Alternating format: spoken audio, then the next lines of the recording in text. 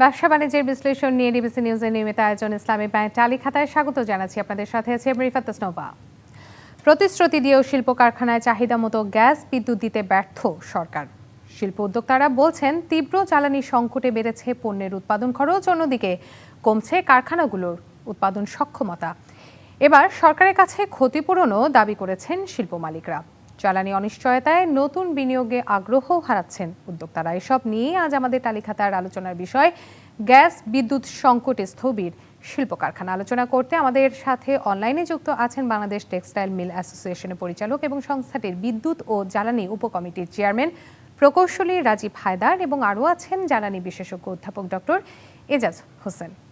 আপনাদের দুজনকে স্বাগত জানাচ্ছি আমাদের আজকের তালিখাতার আয়োজনে। আমি দেখতে পাচ্ছি এর মধ্যে রাজীব হায়দার, আপনি আমাদের সাথে যুক্ত হয়েছেন। আপনাকে দিয়ে একটু শুরু করতে যাচ্ছি। একদিকে জ্বালানি সংকটে উৎপাদন ব্যাহত হচ্ছে বিভিন্ন শিল্প কারখানা, এবং আমরা দেখেছি ছোট বড় অনেক শিল্প কারখানা কিন্তু এই অজুহাতে বন্ধও হয়ে গেছে, কর্মীও ছাঁটাই করেছে। অন্যদিকে সরকারের রপ্তানি প্রবৃদ্ধি বাড়ছে। আসলে বাস্তবতাটা কি একটু বলবেন? জি, ধন্যবাদ। আসলে এই মুহূর্তে আমরা মাত্র একটি সংবাদ সম্মেলন শেষ করলাম। আমাকে কি পরিষ্কার শোনা যাচ্ছে? জি, আপনাকে আমরা শুনতে পাচ্ছি। এর মাঝে আমরা কিন্তু দেখেছি ডক্টর এজাজও জয়েন করেছেন আমাদের সাথে। আমরা এই মুহূর্তে আমি একটি সংবাদ সম্মেলন থেকে সরাসরি যুক্ত হচ্ছি। বিটিএম এর ব্যবস্থাপনায় বিটিএমএ, বিকেএমএ, বিজিএমএ এবং অন্যান্য ব্যবসায়িক সংগঠনগুলো আজকে একসাথে হয়ে এই মুহূর্তে একটি সংবাদ সম্মেলন শেষ হলো, এবং এটার টপিকই ছিল আমাদের বর্তমান শিল্প খাতের বিদ্যুৎ এবং গ্যাসের যে চলমান তীব্র সংকট যাচ্ছে সেটার উপরে সংবাদ সম্মেলন শেষ হলো। তা যাই হোক, আমি যদি আসল জায়গায় আসি, আসলে এটা আমার দেখা মতে সবচেয়ে ভয়াবহতম বিদ্যুৎ এবং জ্বালানি সংকটের ভিতর দিয়ে আমাদের এই শিল্প সেক্টর, বিশেষত আমি যে সেক্টর প্রতিনিধিত্ব করি ব্যাকওয়ার্ড লিঙ্কেজ শিল্প, টেক্সটাইল শিল্প যাচ্ছে। এইটার অভাবে আমাদের মিনিমাম 35 থেকে 40% বা 45% আমাদের ক্যাপাসিটি আনইউটিলাইজড। আমরা নিরবচ্ছিন্ন গ্যাসও সরবরাহ পাচ্ছি না এবং নিরবচ্ছিন্ন ইলেকট্রিসিটি সরবরাহ পাচ্ছি না। বারংবার আমরা সরকারের সাথে বিভিন্ন জায়গায়, বিভিন্ন লবিতে, বিভিন্ন অনুষ্ঠানে আমরা বলে যাচ্ছি আমাদের এই চরম সংকটময় পরিস্থিতির কথা, কিন্তু আসলে আজকে পর্যন্ত পরিস্থিতির কোনো বাস্তব অগ্রগতি হয়নি। এই সেক্টরের সাথে প্রায় 5 কোটি লোক প্রত্যক্ষ এবং পরোক্ষভাবে এমপ্লয়মেন্টের সাথে জড়িত, এবং আপনি যদি দেখেন আমাদের ইন্ডাস্ট্রিতে, আমাদের দেশের প্রবৃদ্ধিতে এই সেক্টর অবদান কত সেটা নতুন করে বলার দরকার নেই। আমরা যেই প্রায় 40 বিলিয়নের উপরে ডলার আমরা যে বৈদেশিক মুদ্রা রেভিনিউ আহরণ করি, তার সিংহভাগই সম্ভব হতো না রিটেনশন করতে যদি ব্যাকওয়ার্ড লিঙ্কেজ শিল্প এই দেশে না টিকে থাকতো। কিন্তু আজকে আমাদের ক্যাপটিভ পাওয়ার বলেন, শিল্প রানে বলেন, সেখানে আমরা ভয়াবহ একটা বিদ্যুৎ এবং জ্বালানি সংকটের ভিতর দিয়ে যাচ্ছি। এবং আমি আসলে কোন রকম রোডম্যাপ বা গেম প্ল্যান আমি জানি না যে সরকার কিভাবে এটা করবেন। জনাব রাজীব হায়দার, আপনি বলছিলেন যে ব্যবসায়ী সংগঠনগুলোর সাথে আজ আপনাদের আলোচনা হয়েছে, সংবাদ সম্মেলন হয়েছে। আপনি কি একটু ছোট করে বলবেন যে এই সংবাদ সম্মেলনে জ্বালানি খাতের সংকট নিয়ে, এর কারণ বা প্রতিকার নিয়ে কোনো সমাধান কি আলোচনা হয়েছে একটু করে জানতে চাবো আমরা সংবাদ সম্মেলনে? আসলে আমরা যেটা হয়েছে, সমাধানের দায়িত্বটা আমাদের হাতে নেই। আমরা সমাধানের কিছু পথ ওনাদেরকে রিকমেন্ড করেছি।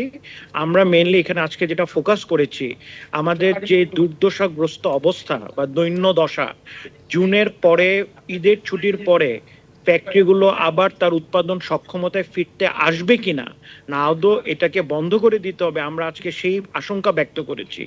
আমরা আশঙ্কা ব্যক্ত করে বলেছি এই অবস্থা চলতে থাকলে আমাদেরকে এক্সিট প্ল্যান দেন, এই ব্যবসা থেকে আমরা এক্সিট করে যেতে যাচ্ছি। আমাদের এই এখন আসলে দেয়ালে পিঠ থেকে গেছে কথাটাও বলাটা মানে এর চেয়ে তীব্রতর ভিতরে আমরা আছি। আপনার কথা আমরা শুনলাম, বিভিন্ন সমস্যার কথা বলেছেন, একদম শেষ পর্যায়ে আপনারা এক্সিট প্ল্যানের কথাও কিন্তু বলেছেন। ডক্টর এজাজ, আপনি তো শুনছিলেন একজন কি বলবো ভুক্তভোগীর কথা শুনছিলেন, আসলে যারা এই মুহূর্তে বিভিন্ন প্রতিষ্ঠানগুলো ভুগছে এই এই জ্বালানি প্রসঙ্গক্রমে সংকটে। বলে রাখি, আমি স্যারের অধীনে ছাত্র ছিলাম। আমি প্রকৌশল বিশ্ববিদ্যালয়ের ছাত্র, স্যার আমার শিক্ষক ছিলেন। আমার মনে হয় স্যার আমরাও আসলে খুবই ভিতরের ব্যাপারটা খুবই আরো খুশি ভালো বলতে আমরা আজকে পারবেন। শিক্ষক এবং ছাত্রকে একই প্ল্যাটফর্মে পেয়ে গেলাম। ধন্যবাদ জানাচ্ছি আপনাদের দুজনকে, আপনারা দুজনই সময় দিচ্ছেন। ডক্টর এজাজ, আপনি শুনছিলেন আপনার ছাত্রের কথা। এতদিন ধরে যে এই সংকটের কথা তিনি বললেন, এটা কিন্তু আজকে কালকের সংকট না, বহুদিন ধরে চলমান একটি সংকট। এই সংকটের কারণ কি? সংকট কেন এত প্রকট হলো?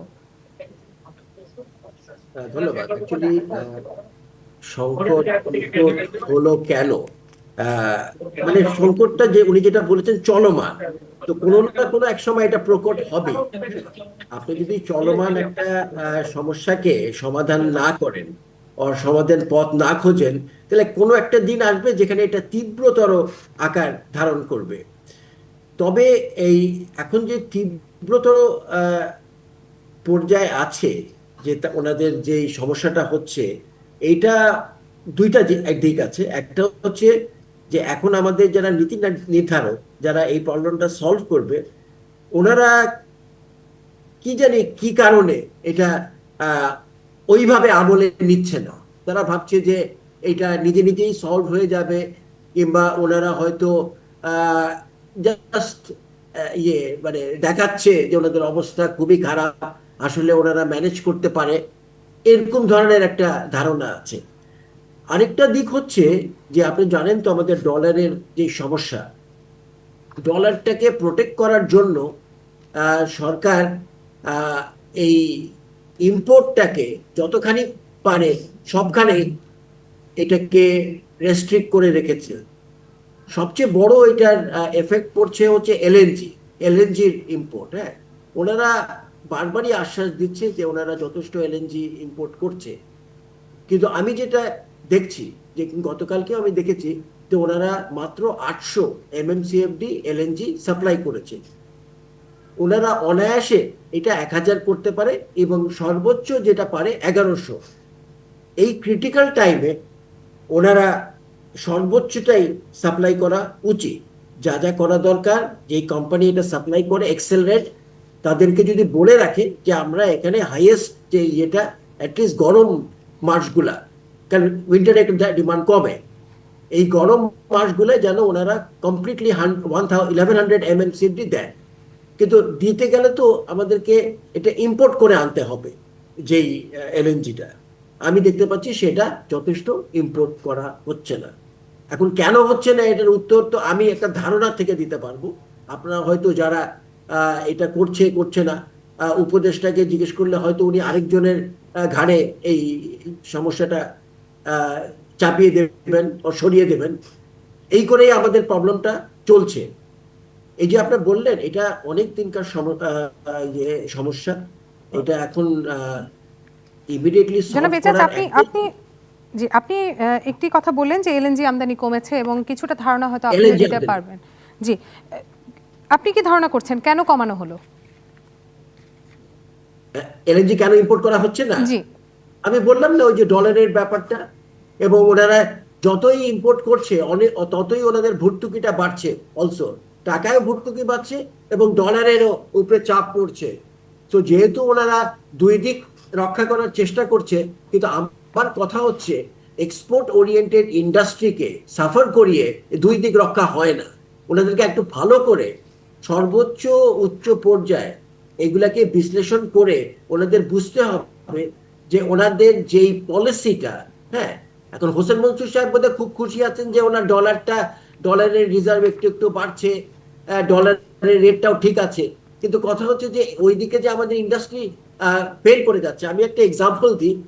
আমরা লক্ষ্য করছি এই বছর বিদ্যুতের যে ডিমান্ড, ওটা 14 থেকে 15,000-এর মধ্যে, 15,500-এর উপরে যাচ্ছে না। তার মানে কি স্পষ্ট যে গত বছরের মতোই চলছে। তার মানে আমাদের নর্মালি একটা গ্রোথ হয়, এখন গ্রোথ তো হয়নি, তাহলে কমে গেছে। তার মানে এটা যেহেতু ডোমেস্টিক সেক্টরকে এটা এফেক্ট করে না, এটা ইন্ডাস্ট্রিয়াল সেক্টরের ডিমান্ড কম। তার মানে অনেক অনেক ইন্ডাস্ট্রি যারা গ্রিডে কানেক্টেড তারা অপারেট করছে না, এটা আমার ধারণা। এই বছরের শেষে যখন সম্পূর্ণ তথ্য পাবো, ডেটা পাবো, তখন আমি আরো নিশ্চিতভাবে বলতে পারবো। এই পয়েন্টে আমার ধারণা যে বেশ কিছু ইন্ডাস্ট্রি যারা গ্রিডে আছে তারা অপারেট করছে না, তারা পারছে না, ওর বসে গেছে, ওর বসে যাবে, ওর প্রোডাকশনটা কেউ আজকে কম করছে, কালকে বেশি করছে, এইভাবে করে ম্যানেজ করছে। জি, ডক্টর এজাজ এবং রাজীব হায়দার, আমরা একটি ছোট্ট বিরতিতে যাচ্ছি। বিরতির পর আমরা আবারও একই বিষয় নিয়ে আলোচনায় ফিরে আসব। বিরতি নিচ্ছি। ব্যবসা বাণিজ্য বিশ্লেষণ নিয়ে ডিবিসি নিউজের নিয়মিত আয়োজন ইসলামিক ব্যাংক টালি খাতায়, সঙ্গে থাকুন। আবারও স্বাগত জানাচ্ছি ব্যবসা বাণিজ্যের বিশ্লেষণ নিয়ে ডিবিসি নিউজের নিয়মিত আয়োজন ইসলামিক ব্যাংক টালি খাতায়। আলোচনার বিষয় গ্যাস বিদ্যুৎ সংকটে স্থবির শিল্প কারখানা। আলোচনায় আমাদের সাথে অনলাইনে যুক্ত আছেন জ্বালানি বিশেষজ্ঞ অধ্যাপক ডক্টর এজাজ হোসেন এবং আছেন বাংলাদেশ টেক্সটাইল মিল অ্যাসোসিয়েশনের পরিচালক এবং সংস্থাটির বিদ্যুৎ ও জ্বালানি উপকমিটির চেয়ারম্যান প্রকৌশলী রাজীব হায়দার। আপনাদের দুজনকে বিরতির পরে আবারও স্বাগত জানাচ্ছি। এই পর্যায়ে আমি একটু রাজীব হায়দার আপনার কাছে যেতে চাচ্ছি। 3 মাস ধরে আমরা জানি মূলধনী বা কারখানার যন্ত্রপাতি আমদানি কমেছে। এটা আসলে কিসের বার্তা দেয়? আসলে দেখেন, এটা সেটারই বার্তা দেয় যখন কোনো ব্যবসায়ী এক্সিট প্ল্যান নিয়ে অস্থির থাকেন, মানে উনি এক্সিট প্ল্যান নিয়ে আজকে কথা বলেন, তখন নতুন ইনভেস্টমেন্ট করা কোনো একজন সচেতন এবং সুস্থ ব্যবসায়ী যিনি হিসাব কষে ব্যবসা করেন, উনি এই অবস্থাতে কখনোই কোনো নতুন ইনভেস্টমেন্ট করবেন না। এখন আমার মনে হয় এই অনিশ্চয়তা অফ গ্যাস এবং ইলেকট্রিসিটি ক্রাইসিস এবং সার্বিক যে পরিস্থিতি চলছে, এখানে প্রাইভেট সেক্টরে কোনো রকম ইনভেস্টমেন্ট যে শ্লথগতি দেখা যাচ্ছে, এটা তারই বহিঃপ্রকাশ। আমার মনে হয় বেকারত্ব এখন প্রায় 26-27 লক্ষ, আমরা একটা ডাটা দেখলাম, এটা তারই ইঙ্গিত করে। এবং এইরকম অনিশ্চয়তার মুখে যেটা স্যার বলছিলেন, যে স্যার খুব ভালো মতনই আমাদের প্রবলেমটা বলেছেন।